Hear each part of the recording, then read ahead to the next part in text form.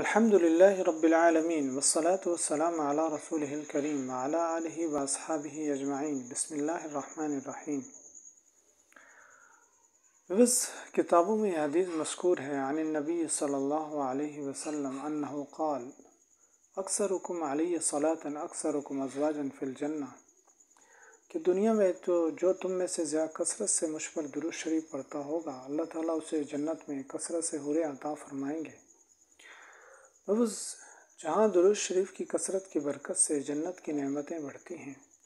وہاں انسان کو اس دنیا کی زندگی میں بھی اللہ تعالیٰ نعمتیں عطا فرماتے ہیں۔ یہی وجہ ہے جو کثرت کے ساتھ درود شریف پڑھتے ہیں اللہ تعالیٰ ان کی دنیا کو بھی جنت بنا دیتے ہیں اور ان کے گھر کو بھی جنت بنا دیتے ہیں، اور انسان کے جسم میں وہ حصہ جو دل کہلاتا ہے،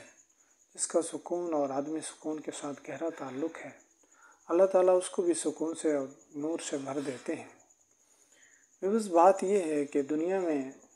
جنت اور دوزخ انسان کے اندر ہوتی ہے، اس اعتبار سے کہ یا تو وہ سکون میں ہوتا ہے یا بے سکونی میں ہوتا ہے، اور قیامت کے دن انسان کو اس کے اعمال کے اعتبار سے جنت یا دوزخ میں داخل کیا جائے گا۔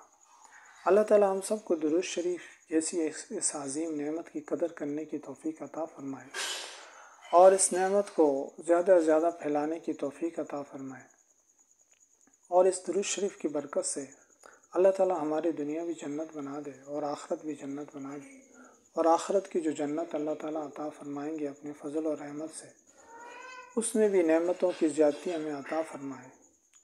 السلام علیکم ورحمۃ اللہ وبرکاتہ۔